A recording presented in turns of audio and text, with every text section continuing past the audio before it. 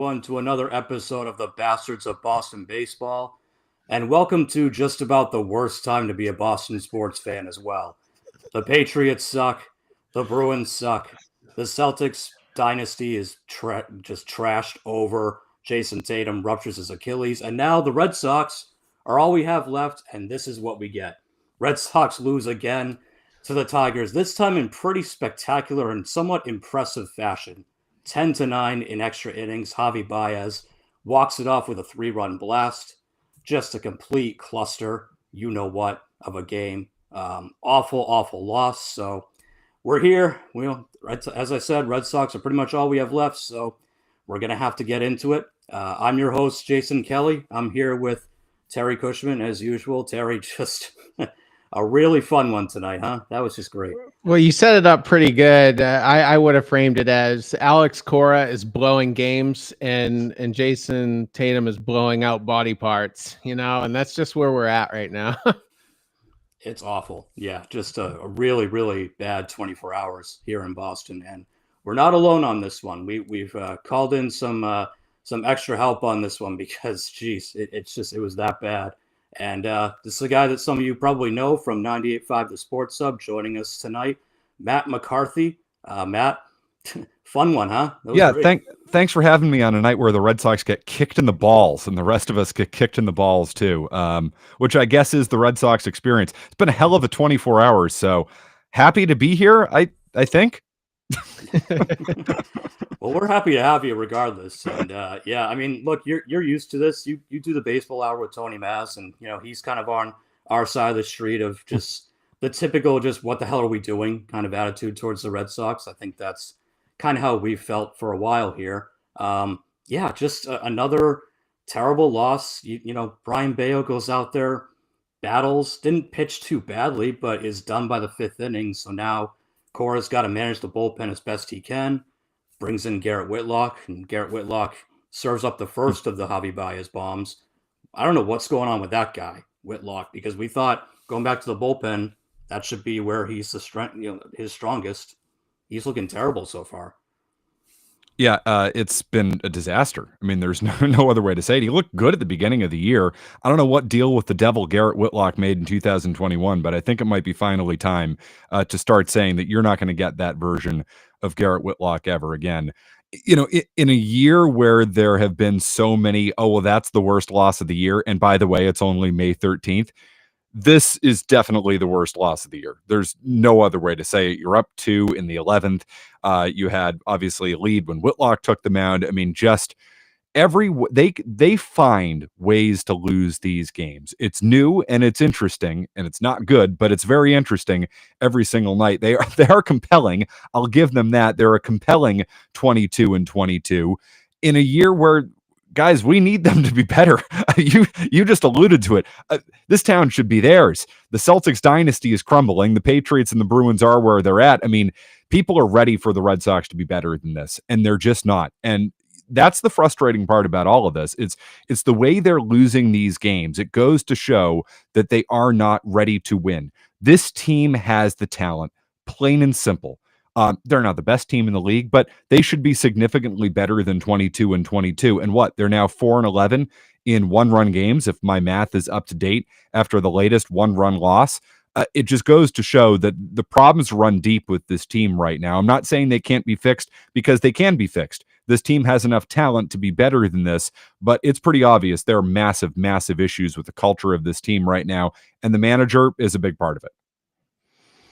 Yeah, I mean, I look at this loss in 3 different parts. Brian Bayo put the bullpen in a bad spot by not being efficient, only went 4 2/3. Garrett Whitlock can't command his fastball, and Middlebrooks threw out a stat. The league was hitting like 324 on it. So he's feeding them all off-speed stuff, and eventually they're going to start sitting on it. And he was 1 strike away from getting out of that inning. And then the Baez thing happened. And then finally, and I think this is the biggest part of all, Alex Cora blew it. All he had to do was just go to Hendricks. And I'm not saying it was a sure thing, but Whitlock was not Whitlock, Weissert in the 11th, which was a second inning.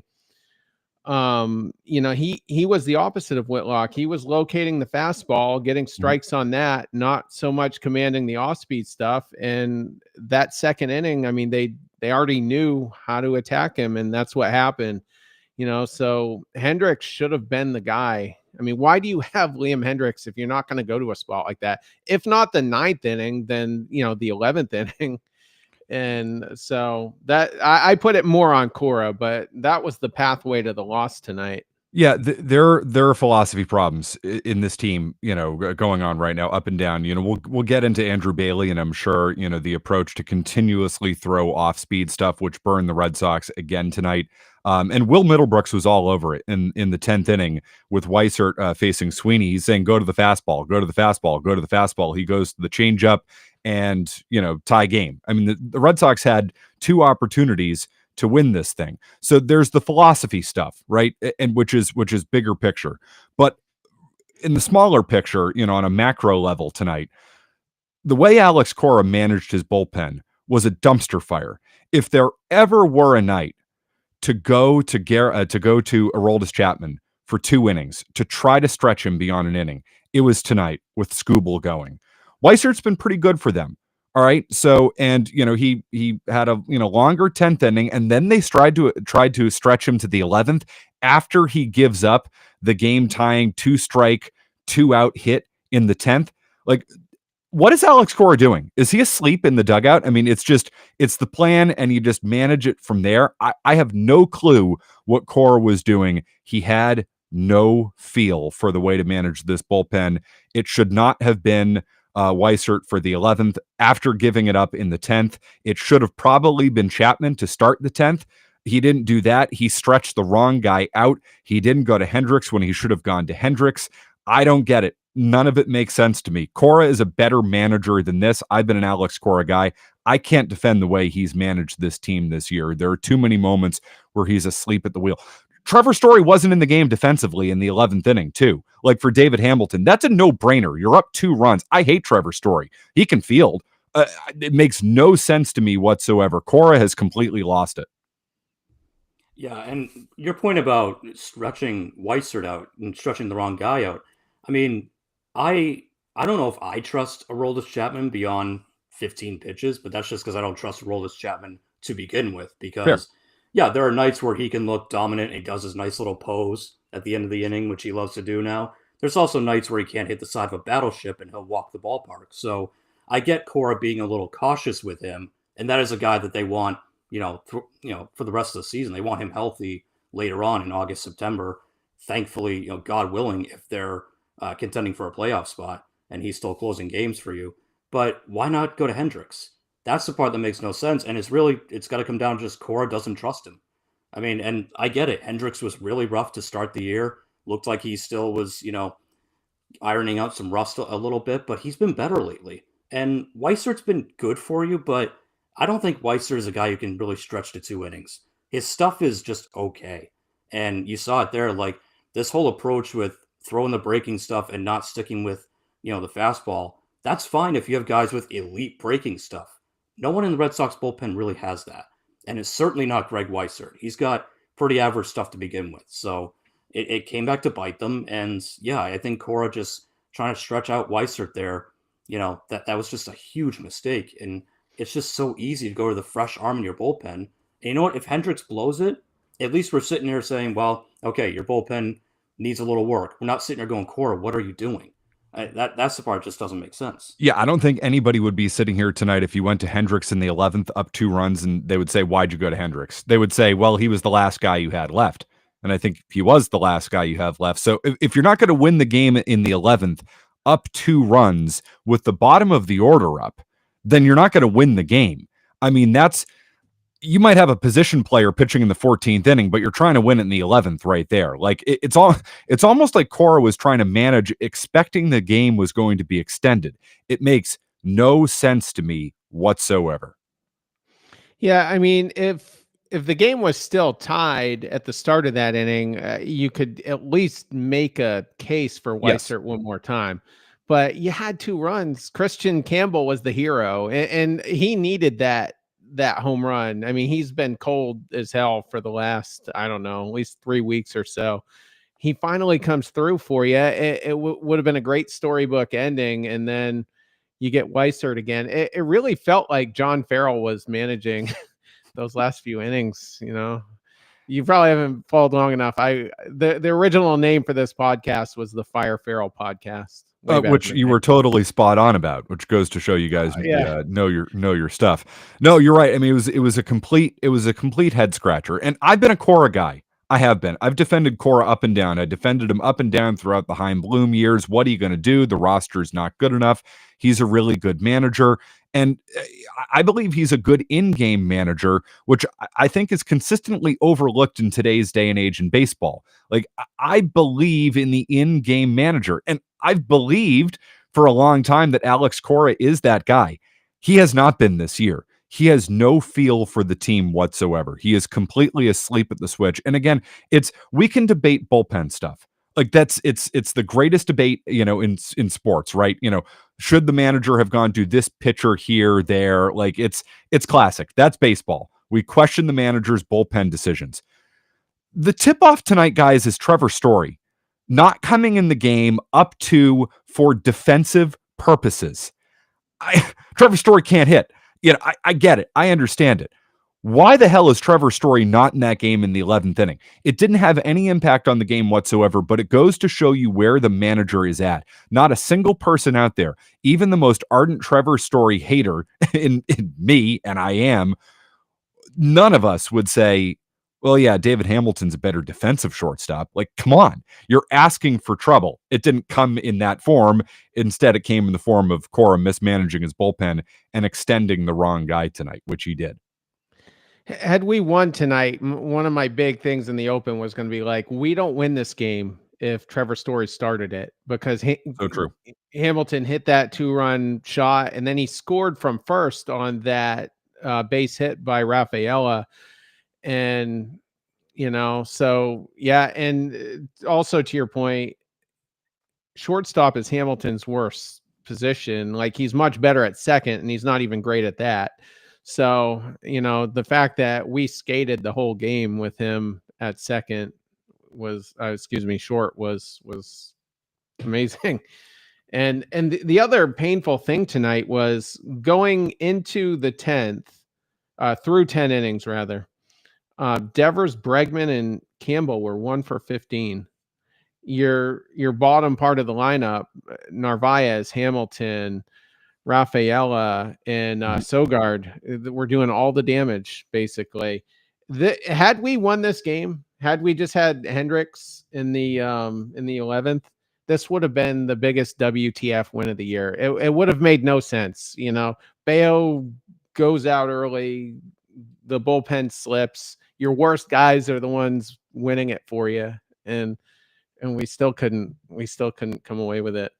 Yeah, you're spot on about that. I mean, this you go from one of the best wins of the year to one of the easily and frankly the worst loss of the season. And I mean, in some ways, didn't you see everything the Red Sox are tonight over the course of 11 innings? You saw some of the good from them. I mean, they ran their way for the most part to a lot of their runs tonight. They manufactured some runs on the bases because they've got a lot of speed.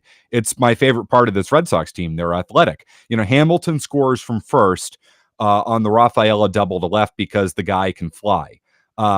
I mean, Hamilton, obviously with the home run, you're not expecting that, but there were moments tonight, Slayton and Chapman. I mean, Chapman's been great for them, and he was excellent again tonight. I mean, there were a number of moments tonight that made you say, well, you see, this is what the Red Sox can be.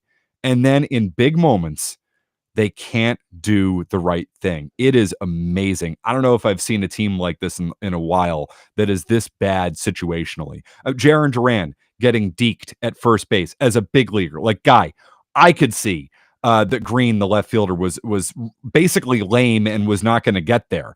I mean, how the hell are you going back to first base on that? You get fooled by a deke. It's the little stuff. It's the little stuff like that this team, they don't even come close to excelling at. They suck at. It's incredible how bad they are when it comes to situational baseball. And that's why they're 4-11 in one-run games. I gave the take last night that, the Tigers last August, they went on that amazing run. They kind of grew a set and started playing to the best of their potential. And then they had a relatively deep October. And they're carrying it into this year. They're probably the best team in the American League. And that's what the Red Sox have to do. I mean, we've all outlined, they are better than this, but they're misfiring, and it's on the field, it's leadership in part, but we literally need to grow a set and just start living up to the moments. I think part of that might have been Campbell, giving us that 2-run lead tonight. So if we can see more of that, then I think the Yankees, just with their pitching, I think we can take them. I really do. They're all offense right now, and I don't think they can live on that forever. We're a lot better balanced if we can just fire on all cylinders. If the manager can just continually put the team, make the right decisions to put the team in all the right spots, then we can win. But it's frustrating. So totally right about that. You couldn't be more right about it. I mean, it is there for the taking. The American League isn't that good. Like, the Tigers are one of the better teams in the American League, and I mean, no doubt they've impressed me since last August. And that's a good bullpen, and they can pitch. They really can pitch. Which and the Royals can pitch too. So you've seen two teams here who can really pitch over the last few days. So I'm not trying to take anything away from them. You're telling me the Boston Red Sox can't be better than the Detroit Tigers and the Kansas City Royals? I mean, come on. But Terry, what you're saying is totally true. It's a culture problem with this team. They don't know how to win baseball games. And it goes back to a number of factors, but the biggest one to me, guys, is simply put, these players were brought up in an environment where winning wasn't expected. It just wasn't. And that's why they don't do the little things in games that make a difference. It's about player development and getting better. And they've gotten better, and they've developed some really good young players. And I mean, the Campbell home run tonight is just ridiculous. He has no business hitting that pitch out. I mean, he is a special hitter. And it wasn't enough because you couldn't do enough situationally tonight to win the baseball game. And the manager, mismanaged the bullpen, and you had, moments along the way, Duran getting deked, like just a million different moments over the course of a baseball game where you say, this team doesn't know how to win, and they should be better than this. Yeah, 100%. And, good thing for David Hamilton that he had himself a good night, because obviously the other aspect, and this is, a later conversation for down the road, but Marcelo Meyer had another fantastic day down in AAA. Roman Anthony's still hitting down there. And you look at this lineup sometimes, the lineup card that goes out there, and you're going, geez, like, why aren't these guys up here? Like, why? There's no room for these guys, none whatsoever. We're still, and again, Hamilton exonerated himself tonight. He had a great game, but usually when he's in there, even for Trevor Story, you're kind of going, really? Like, this is still what we're going with? And, Abraham Toro playing first base, and it's frustrating because they can make that move. That would be a move that would spark the roster, spark the entire clubhouse, like bring up the kids and let's go. And you know what? Like, figure it out. And this is where you look at Alex Cora, like, you're the manager. Figure out how to get these guys in here. Don't just say, oh, there's no room and those guys have to wait. Like, you can make a move to put a spark into your roster right now. And they just don't want to do it. They put up 9 runs tonight with a bottom 4 of Sogard, Narvaez, Hamilton, and Rafaela, which, Terry, I think you said earlier, was basically nothing short of miraculous. And it was. I mean, you look at the lineup card, entering this tonight's game, and you say, they're not as serious about this as they should be. And I've given the Red Sox credit for, being more serious than they have been in years past. Obviously, signing Bregman, going into the luxury tax, that's a sign that you're ready to compete. They're too slow on this, though. Meyer needs to be up here. Anthony needs to be up here based on the fact that he's just torn AAA apart and he's ready. So it's time. I think the Anthony decision is a little bit, slightly, just ever so slightly more defensible than Meyer at this point, because Rafaela is hitting a bit, and he is their best defender, and I do believe in defense in center field. So I can sort of defend keeping Anthony in Worcester right now. I mean, The real answer is Devers needs to play first base, which opens up DH, which means you can then rotate Anthony and a whole bunch of guys through DH to guarantee Anthony at bats. I mean, that's the answer here. We all know it. That gets into a whole different discussion. So the Anthony thing, to me, so long as Rafael is hitting, that's still kind of tied into the Devers thing. The Meyer thing is obvious at this point. He's hitting. Trevor Story isn't. The guy's hitting like a freaking pitcher. Meyer can field. So that's it. I mean, Marcelo Meyer needs to be the starting shortstop of the Boston Red Sox right now. And that's, again, not necessarily because of what Meyer's doing. He's done what he needs to do to earn it. But Trevor Story is not going to pull his weight. And he hasn't pulled his weight. And I just think the message that sends to your team, and perhaps more importantly, the fan base, is that you're not still serious enough. You have two of your best 9 in Worcester. And one of them, it is obvious right now that there's a spot for him on the big league roster. He should be playing shortstop. It's that simple. Marcelo Meyer should be here. Good night for David Hamilton. I get that. I understand that.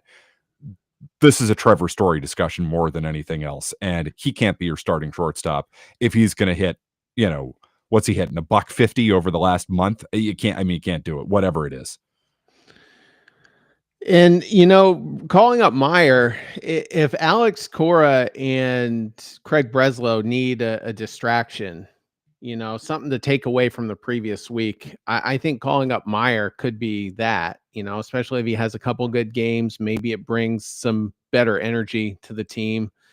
And, it's kind of mind-boggling that they're going with Trevor Story. He's clearly not going to rebuild any significant value at this point. You're going to have to make a painful decision.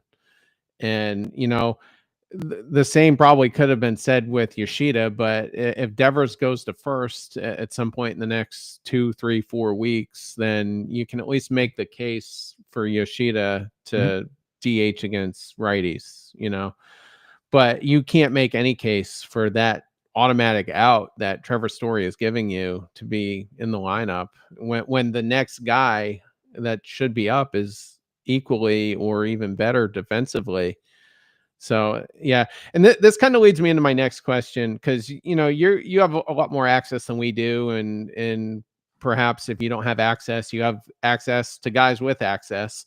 That's the key right there. Know the people. You don't want the access yourself, because then you need to be accountable to it. No. Know the people that know the people. Then pass it off as your own information. Can't recommend it enough.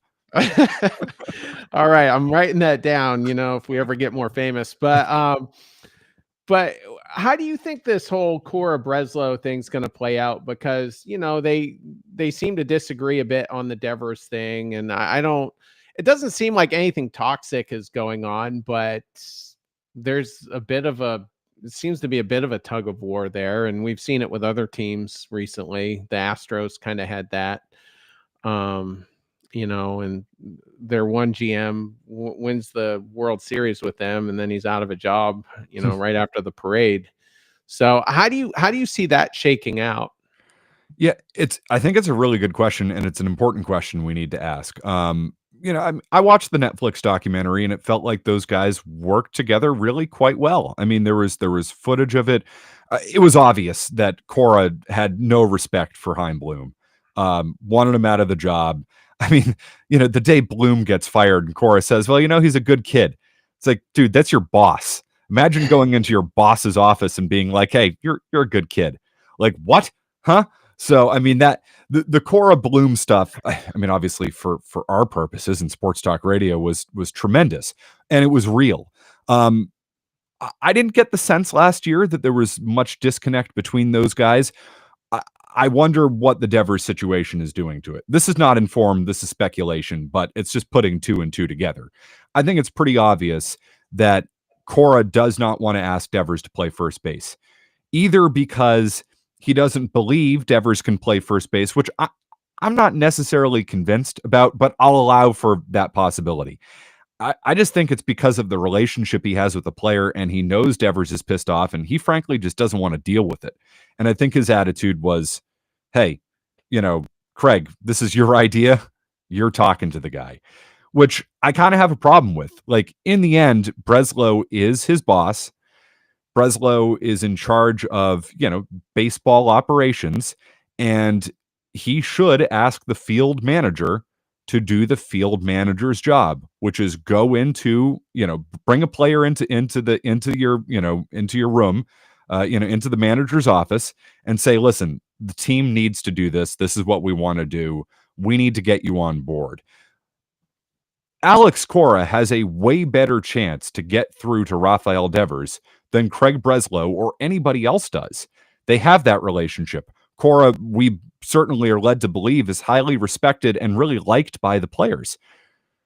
He just totally abdicated that responsibility. And that's kind of what I'm seeing with Cora, here this year. It feels like there's an abdication of responsibility. Like I joked earlier, is he asleep in the club? Is he asleep in the dugout? Trevor Story should have been in that game in the 10th inning. That being said, I also think Trevor Story, in the 11th inning, I should say, I also think Trevor Story is a Cora guy. I think Cora really likes him. He's an important guy in that clubhouse, and I think Cora treats him with a lot of deference and treats him like an all-star. I'm guessing that's one of the reasons Marcelo Meyer isn't up here yet, because Trevor Story is probably a Cora guy, if I had to guess. That's not informed. If I had to guess, that would be the case. So, that's where you could see baseball ops and the field manager clashing. If I'm baseball ops, I'm saying we need to treat Trevor Story like the player he is, which is a platoon player. He can hit against lefties. He can't hit against anybody who throws hard. And he runs and can play good defense. Guys, that's a platoon player against a lefty. That's what that is. And we hit for him against righties. But Cora probably doesn't want to do that. So it's fascinating, right? There is always going to be that natural strife between front office and manager. It has existed throughout baseball history. It's just who can manage it a little bit better. And I wonder if Cora is going to dig in his heels on this, and that would not be good. Yeah, I think Cora definitely has his guys. I'm glad you brought up that point, because I think Hamilton is one of them too. I think Hamilton is his guy. He likes the speed. He likes, he likes the bat maybe more than we do. And at times, Cora is vindicated by that. Games like tonight where Hamilton makes a difference, but through the first month of the season, we were all sitting there going, why are we still doing this with David Hamilton? What is the obsession here? And I think it was pretty clear before the injury that Tristan Casas was not one of Cora's guys. I think Cora can't stand Tristan Casas, frankly. Oh, yeah. Not that he's happy he's out of the lineup, because I'm sure he's not thrilled with, Sogard, Abraham Toro, whatever other 4A bum they're going to call up to play first base. But I think also Cora got frustrated with the whole Tristan Casas experience. So that's where being a player's manager, which is what I think Alex Cora is, where he's managing a lot on feel and emotion and sort of his personal attachment to these guys, kind of gets in his way a little bit. Because, like you said, he should be able to look at Trevor Story and see him for what he is, which is, at this point in his career, he's a platoon player. That's it. Yeah, he can hit lefties a little bit, and if you have a guy on the mound that throws under 95, he might be able to run into one and hit it 450 feet. But if he's up there against, I don't know, let's call it 75% of MLB pitchers that throw 95 plus nowadays, he's ineffective. And really all he gives you is a steady glove with a not great arm at shortstop. So, but the problem is, Story, I think, is a Cora guy. I think Cora likes his leadership. He likes the whole defensive camp that he did in the offseason with the young guys. And that's why he's kind of, probably not in favor of Marcelo Meyer just coming up and taking Story's job. I don't think he cares about the contract or, how the optics of that look. I think it's more just Cora looks at Story and he goes, this guy's a big leaguer. And he looks at Marcelo Meyer and goes, he's a top prospect. I don't know what he is yet. I'm not going to throw Story under the bus for someone that I don't know. Yeah. And that's an issue. No doubt. But you're right. That's what a player's manager would do. And Trevor Story is one of his guys, because he was one of the few veterans they had in that clubhouse when you were bringing these players up, which again comes back to culture and the environment that they brought these players up in. If Trevor Story is your leader, and it's nothing really against Trevor Story, but here's a guy who's hasn't accomplished anything when it comes to winning in Major League Baseball, has barely played in the playoffs, is not a $140 million player, even though he is. The pieces don't fit it's why the Bregman thing is so important for this team. It's the guys they brought in this offseason, and I will give Breslow some credit for this. The majority of them had winning experience, and I think that's worth something. I think it's worth a lot for a team that frankly can't figure out how to win. I mean, Bregman's doing things that help you win every single night. Chapman, who, I mean, we all had questions about coming in, has been excellent. They're wasting him. It's there's stuff to like here, guys. There is. They just can't get their heads out of their asses in games like this tonight. It's inexcusable the way they lose games like this tonight. And the disappointing thing about it is that I thought Cora was supposed to be the guy, and I believe this. So I guess I was wrong. I thought Cora was supposed to be the guy who was going to get this thing rowing in the right direction when they actually had the talent. They have the talent now. It's not World Series winning talent, but it's good. This is a good baseball team. I believe that. They've got flaws, especially in the bullpen, but they're good. They're better than 22-22. And Cora's not helping them be better than 22-22. In fact, he's one of the primary reasons they're 22-22. And that I'm admittedly surprised by. Just an observation. It seems like, and this would be a hypothetical, but it seems like Bloom would have managed the personalities a little bit better. Like let's say he signed Bregman. That's why this is a hypothetical. That never would have happened. But that's funny, Terry. Bloom signing Bregman. That's the best one I've heard all night. Well, so I think if he was the guy who did it, extremely hypothetically, I think the whole thing with Devers never becomes a thing. Probably he goes to first base. They get rid of Casas or whatever. And I just think it all works out. But I think Breslow's smarter in terms of acquiring players, obviously, but he doesn't manage the personalities very well. And, Cora's taken the brunt of that. And, and I think I always say on this podcast, Breslow was the 11th choice. 10 experienced, respected people got interviews before he finally did. And I just think this is a learning on the job thing for him. And Alex Cora, we as fans are kind of paying the price for that because he did mishandle the Casas thing. Casas should have been gone. No doubt. The manager didn't like him. He was extremely one-dimensional. Devers should have went to first all along, just like Vladimir did. That's all they would have had to do to pitch it. Be like, Vladimir went from third to first. I mean, it's not a big deal.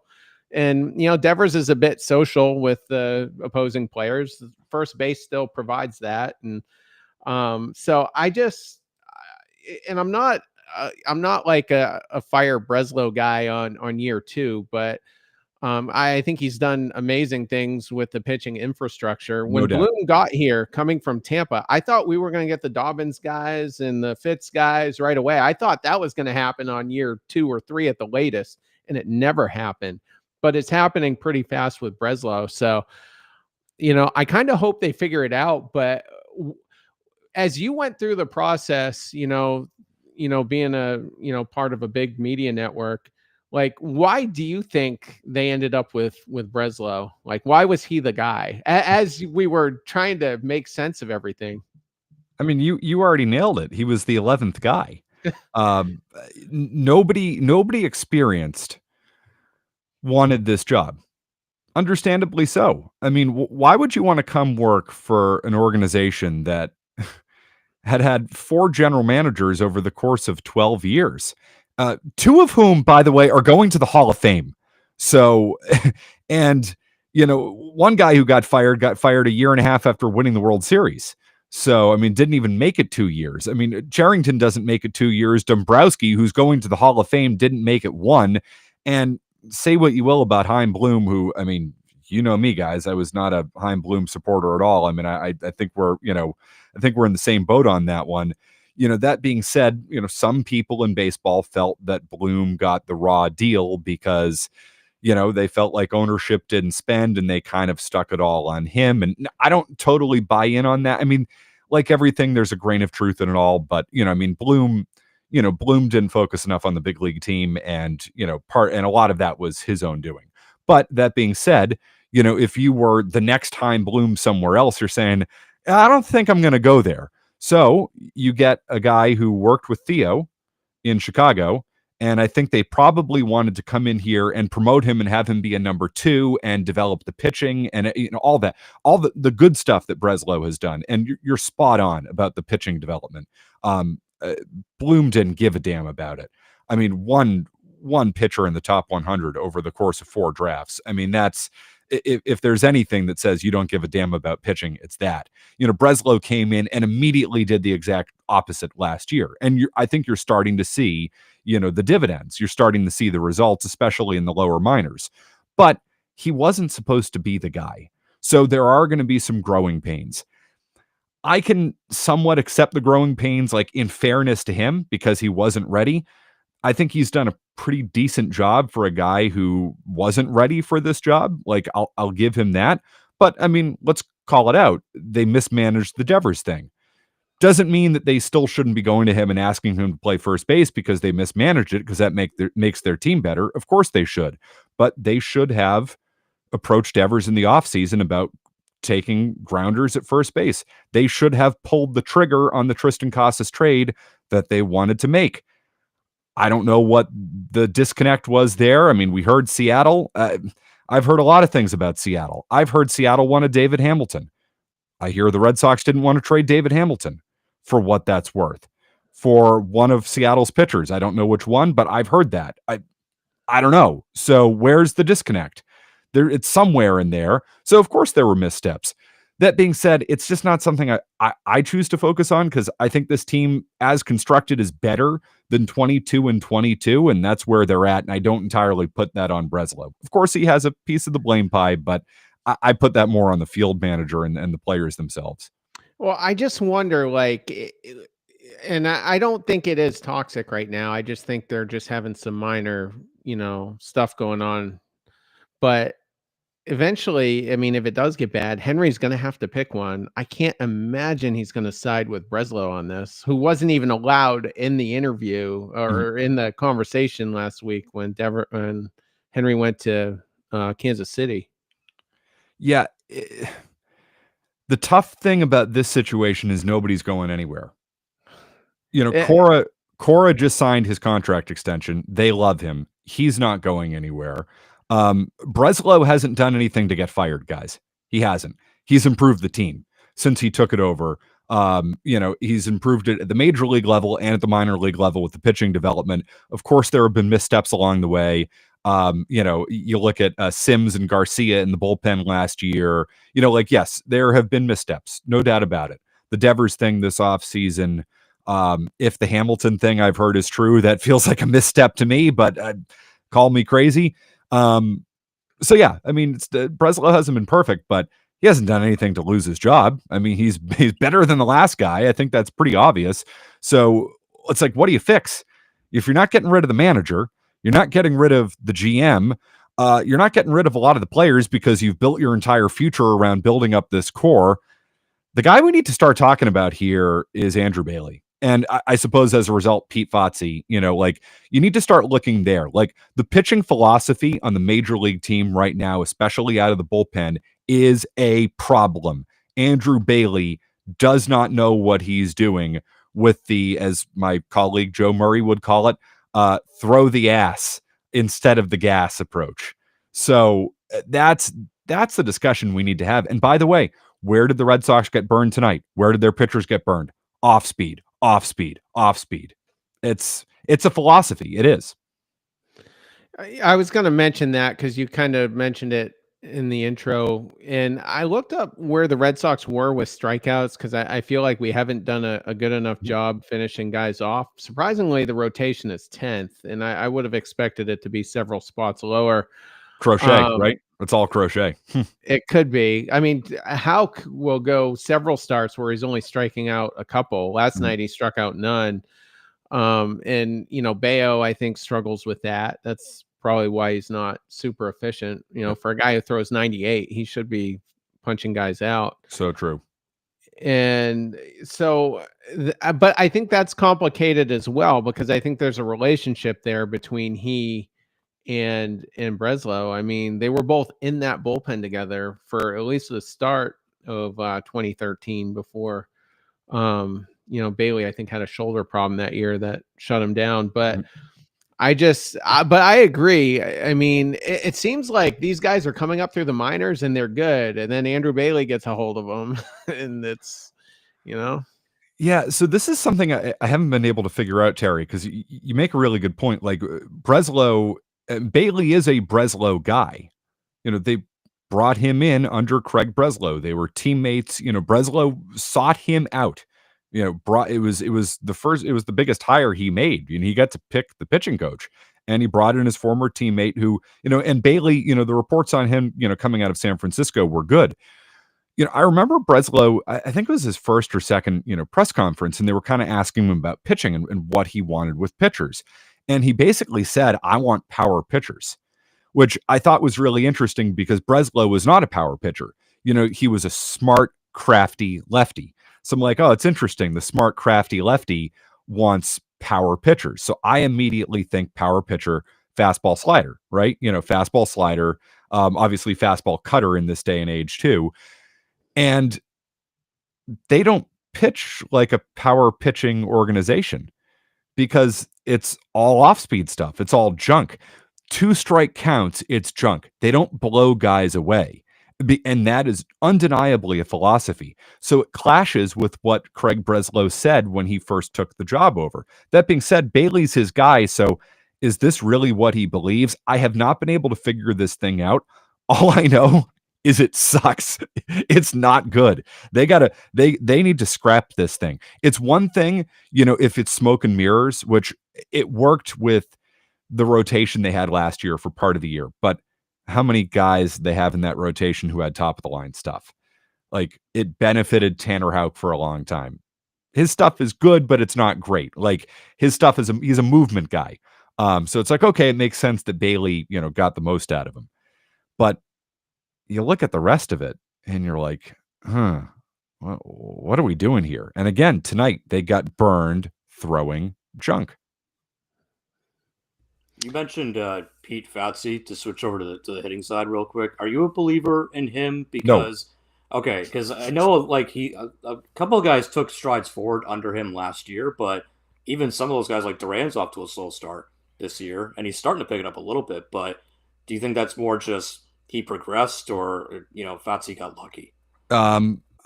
I just look at the offense as a whole, right? The lineup as a whole, and I think their philosophy, there's way too much swing and miss in the Red Sox lineup, and I think part of that is Fatsi. And they don't shorten up with 2 strikes. They struggle to put the ball in play. They struggle. Situational hitting has killed them this year. Runners in scoring position. Connor Wong, his swing is so long. Duran, he keeps going between the toe tap and the leg kick, and it feels a little all over the place. So, yeah, the Pete Fatsi thing doesn't make a lot of sense to me. I think it's easier to pick out a pitching coach and a philosophy than it is, a hitting coach. So I think it's easier to criticize Bailey for the job that he's done. But the Red Sox lineup approach up and down the lineup, like there is not enough contact. And I thought this was going to be an emphasis, going back to last year where they struck out way too much. And I thought this was going to be addressed this offseason, and it just hasn't been addressed significantly enough. So, yes, of course you look at Pete Fatsi. How do you not, look at him?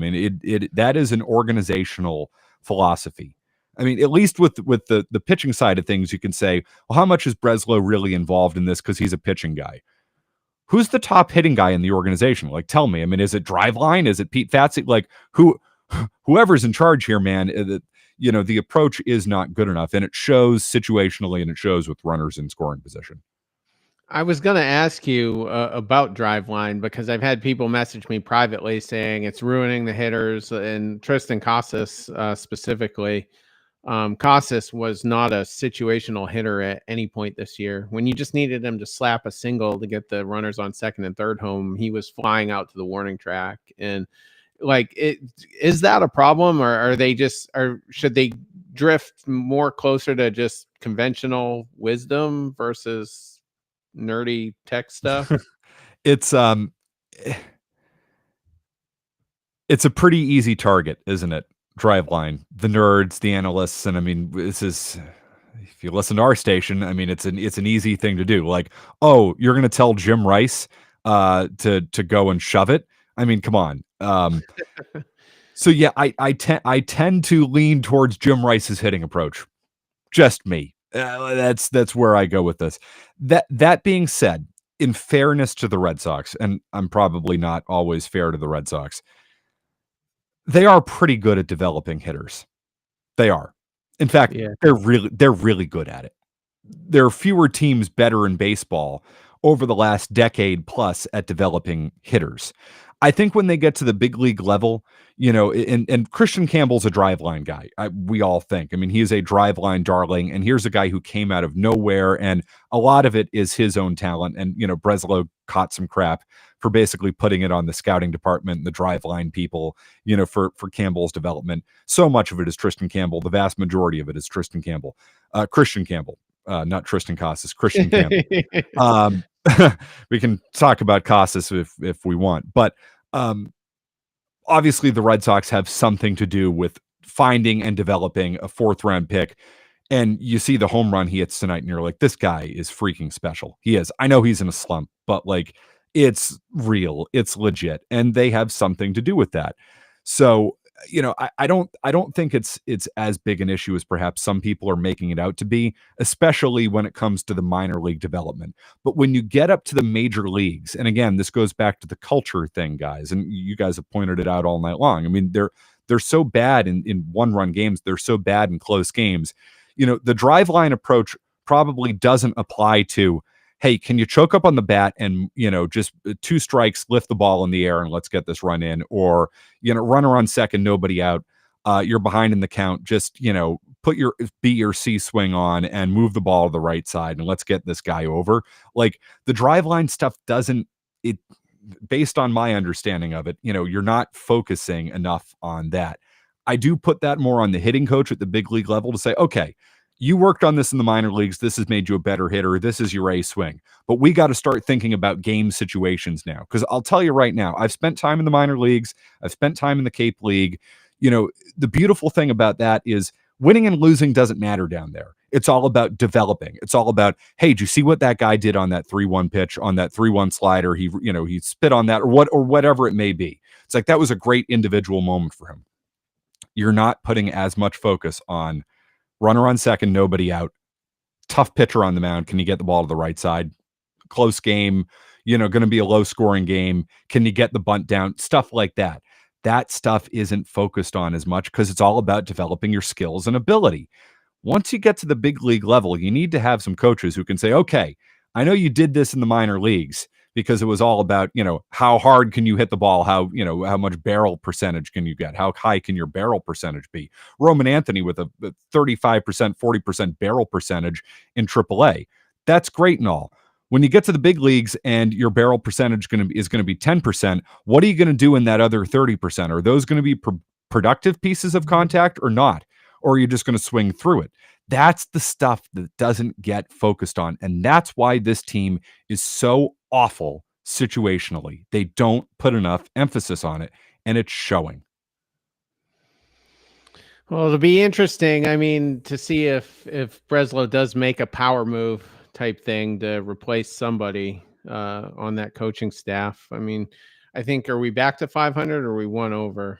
I forget, but 22 and 22, right? Yep, at 500 now. At 500. So that seems to be where we're living, and eventually you can't live like that anymore. So we'll see. But tomorrow we got Dobbins and Skubal. Do we have a prayer? It's why you should have gone to Chapman again tonight. You're probably not winning this game tomorrow because of Skubal.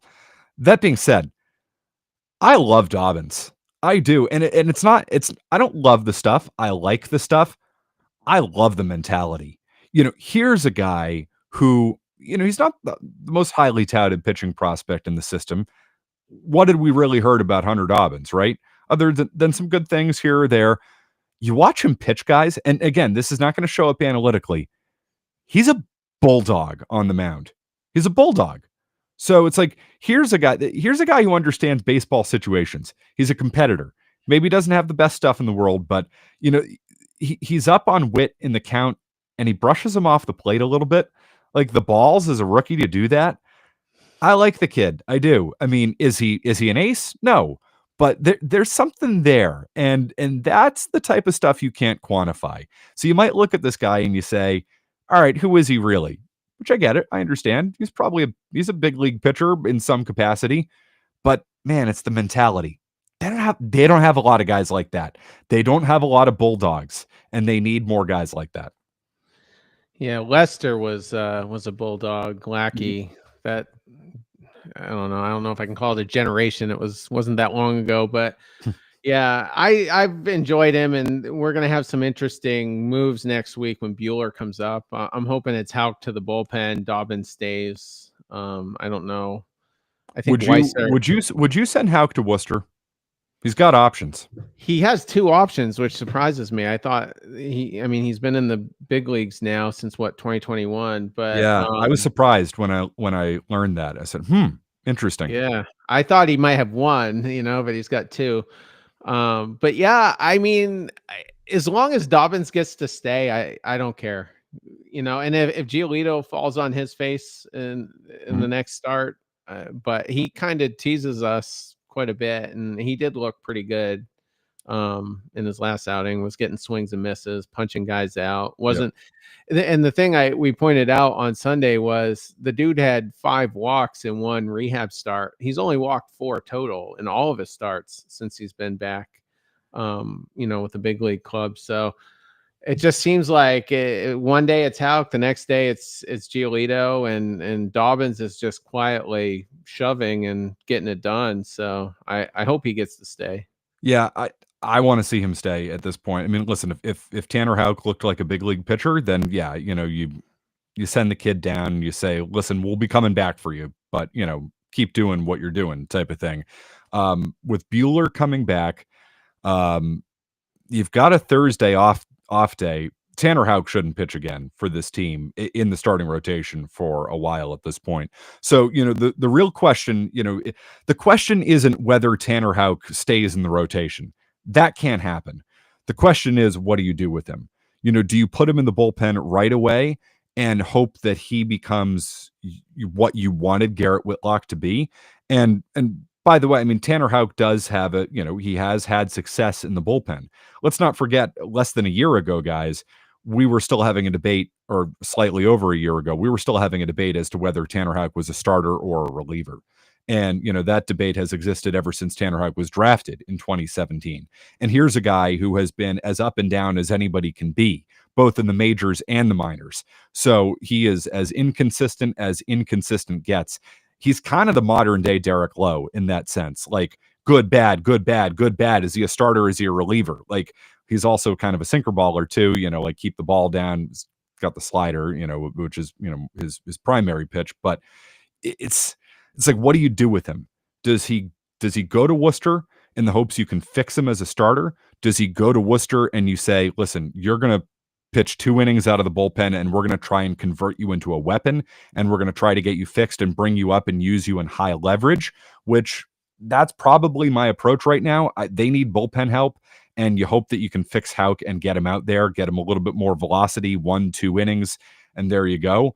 That would be the way I approach it. The question is, do you do that at the big league level, or do you send him to Worcester? That's the biggest question right now, but it's not whether he sticks in the rotation. He's got to go.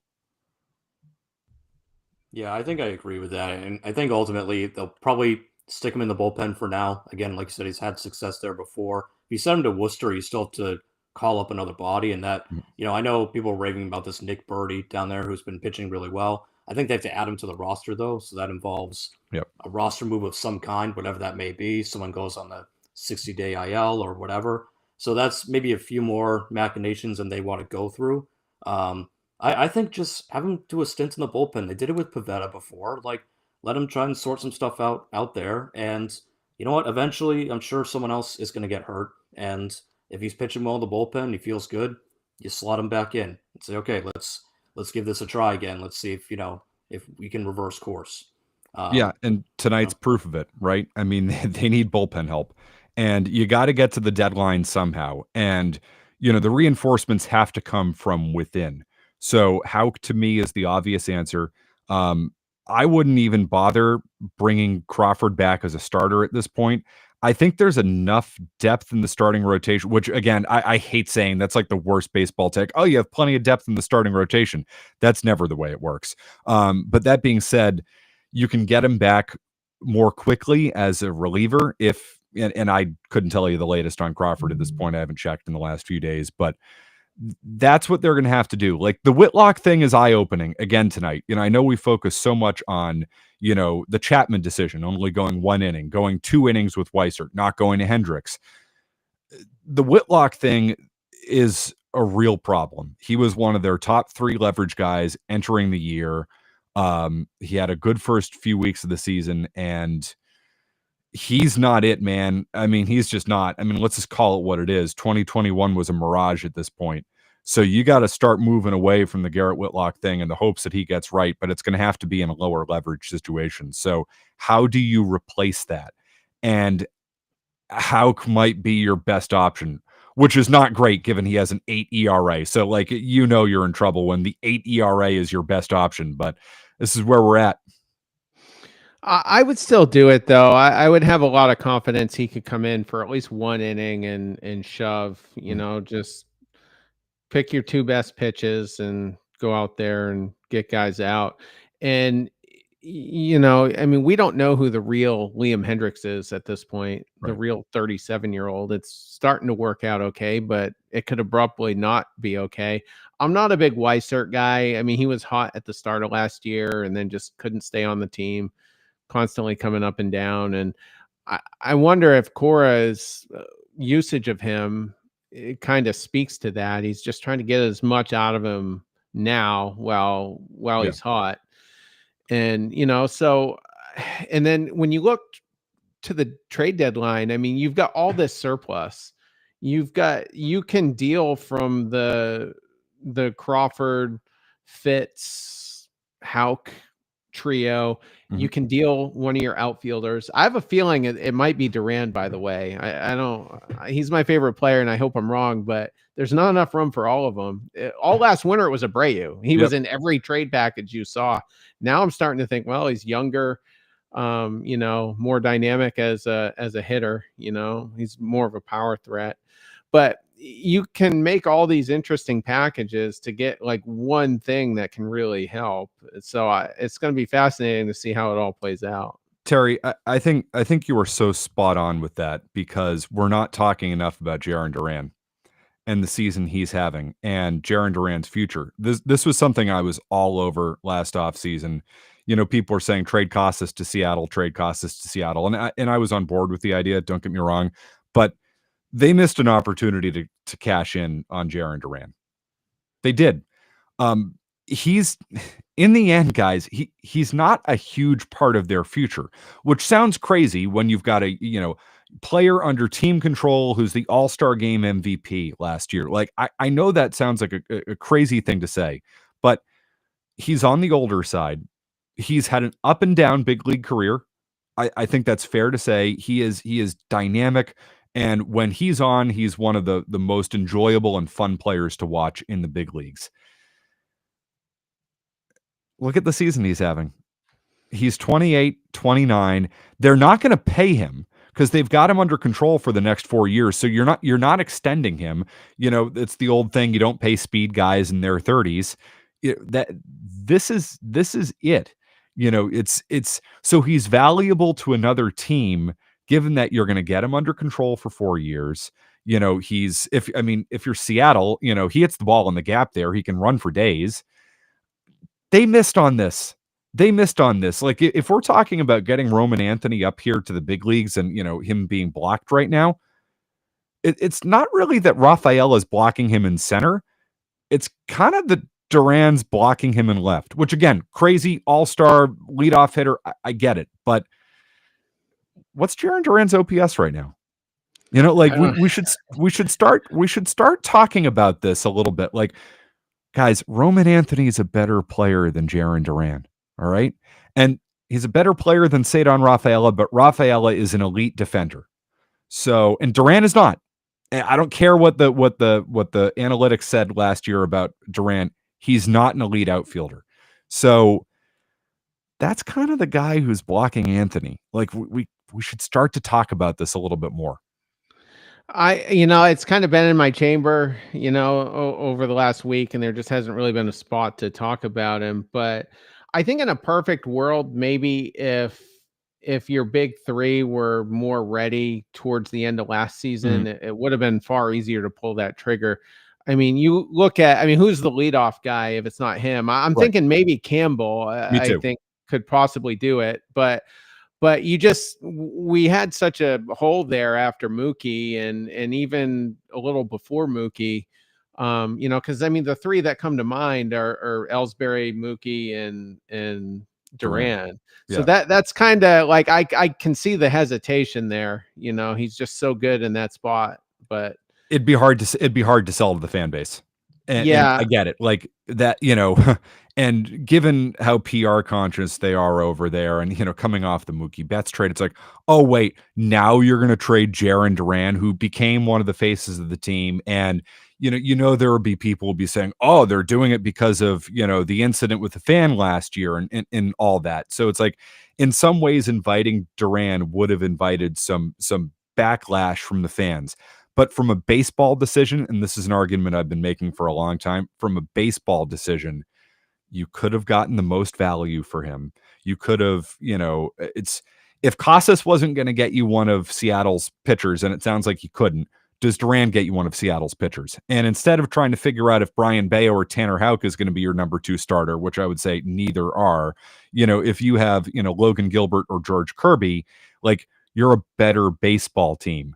But that would have been really hard to sell to the fans. It just would have been. It would have been the right thing to do, but I think there would have been too much backlash. But we need to start talking about it now. Like, how serious are the Red Sox about the Jarren Duran thing? Because Jarren Duran ain't the left fielder of the future, folks. The left fielder of the future had his 21st birthday today, and he's going to be here for a long time. So, what are we going to do about this?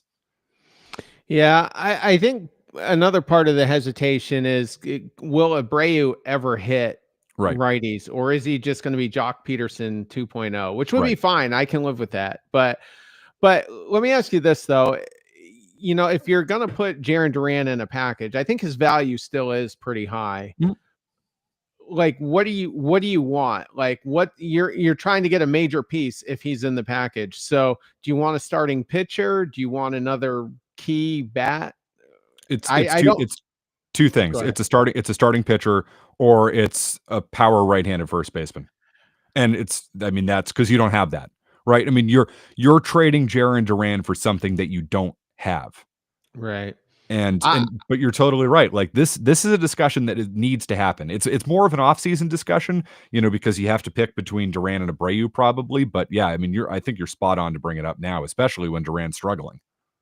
I think he could go at the deadline. I mean, there's just so much surplus. You got to do something. Like, you're never going to have this many pieces to make that big move. And we haven't really made a big move in a while. I mean, you had Schwarber as a rental, 4 years ago, but I don't know. I would do it. The optics are going to be tough if it is, but going back to the original question, I'd rather just have a righty power bat, because I think you're going to lose Bregman. Some people think he's going to opt in, and I think that's kind of wishful thinking at this point. I mean, he's having a JD Martinez type impact from 2018. That's the year he's having. And so if you're going to lose him, I would just love the security of a righty power bat, regardless of where they play. And I'm just going to trust that Breslow will figure out the pitching. Yeah, no doubt about it. I mean, that's I think it's a totally reasonable opinion. I just love pitching. If you could get a cost controlled pitcher, I mean, how could you turn that down? But again, it's about getting something that you don't have. And your point about Abreu is valid. Is he ever really going to hit lefties? And you're going to find out that answer this year, I think. But the thing about Abreu that I like is he can play right field at Fenway Park, which it's a harder thing to find. And he's under team control, and I don't know. He works walks. I think he's a bigger part of the future than Duran, but That's just me. I think what you're getting at, Terry, is it's important because this team does need a bit of a culture change. They brought in Bregman, which is good. They brought in guys from the outside, but trading somebody like Duran is a culture change. Hopefully you're bringing in somebody who has won somewhere else or something like that. It's just, this is such like a sports talk radio take, but is Jarren Duran a leader? I don't know. I don't. Jarren Duran hasn't really ever won anything. And that's not really a knock on him because he's never been presented with the opportunity, but it's just one of those things. It's like, do you really, somebody said this to me. It's like, do you really want to build around him? I don't know. That's tough because I don't think he is a leader, and it's not a knock on him. Not everyone is. Rafael Devers isn't a leader, right? Mm-hmm. I think that's pretty clear, but he's still a phenomenal athlete. He's still a guy that you want as a cornerstone of your franchise, but not a leader. And with Duran, his age just works against him so badly. I mean, even Ceddanne Rafaela, people get frustrated with him, but he's 23. He's 23 and he's already a phenomenal defender, and the bat is starting to improve. Willie Abreu is 25, 26 years old. Like, yeah, he still makes a mistake out there in the field every now and then. Last night was a bad one, letting that ball go under his glove. Tonight, he airmailed a throw to the plate that had no shot of getting McKinstry and, later in the game, and that allowed the batter to take second base. That could have been potentially the winning run, but luckily he didn't score. So Abreu still has moments like that, and yeah, we need to know if he'll hit lefties. Hopefully the manager will let us find out by actually playing him against lefties, not just sitting him every time. But again, those guys are still young. Duran, he's going to be pushing 30 soon, and if the speed starts to go, the power isn't there so far this year. He's only got 2 home runs. The strikeouts, that hasn't improved. He still strikes out a ton. So that is going to work against him. And with Roman Anthony just rocketing his way to the major leagues, they would take a hit for sure. Like if they did trade Duran, they'd take a hit PR wise. This guy was a former pick of yours and he's gone through so much, and now you trade him away just because of his age and just because of a prospect that you don't know if he can even play, blah, blah, blah. But if Anthony is the real deal and he comes up and gives you what Abreu's giving you, but also better, then eventually the sting of that trade goes away. And I think that's what they have to really assess is just look, between the age and just the potential with Roman Anthony, it's the right move. Yeah. It just is. How are you going to shake things up? I mean, they're 22 and 22. This thing isn't working and it should be working better, right? I mean, we go back to 2004. I know it's like the most cliche example of all time, but like Theo Epstein was spot on. Like they had a defense problem and they had a culture problem, and it was Nomar, and he got it right. And trading Nomar, which is way bigger than trading Jarren Duran. I mean, let's call it what it is. I mean, Nomar was the face of Boston, and that was a different era when the Red Sox ruled the town and all that. Jarren Duran, isn't. But at what point do you say you need to make a move because you need to, figure out where everybody's going to play, and then they've got that going on with Meyer and Anthony right now. But at what point do you need to make a move because you're 22 and 22 and this thing, there's something about it that's not working.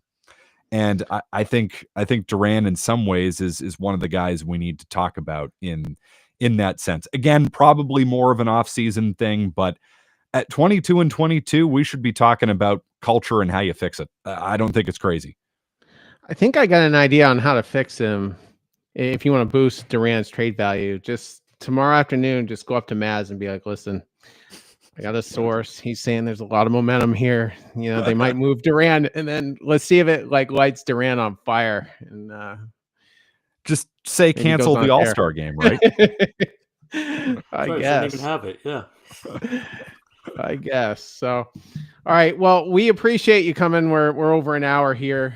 We didn't want to keep you this long, but it was. I knew it was going to be fun, but it was a blast. So we're glad you took some time to hang out with us. Hey guys, I'm always happy to talk Red Sox. So you let me know, and trust me. I mean, it was like, oh, we've been doing this an hour. Like, if I didn't have to be up in the morning, I'd be like, what are you guys doing? You want to, talk about the, what's going on in Greenville right now? Like, let's break it down. I mean, you want to, sit around and preview this. I mean, we only did like 4 minutes on the Scooble Dobbins matchup. I mean, why don't we start talking about, what Cora's lineup should look like tomorrow? So no, seriously, I've had a blast, and I'm not just saying this. I thoroughly enjoy the work you guys do, and very much enjoyed being on with you. It's you know what? It's old school, guys. Like, you get together and you talk about the baseball game, like, break the game down. We don't do that. And like in sports talk radio, we don't do that anymore. Like, this is what I grew up with. Like, why didn't the manager bunt in the 6th inning last night? I eat that crap up. So anytime you guys want to talk ball, let's talk ball. Well, we're going to do it. We'll do it again, before too long, I promise. It's been amazing. All right, and for everyone else listening, we'll be back tomorrow to talk about whatever slaughter happened after we got 2 hit by Scooble or whatever, however it ends.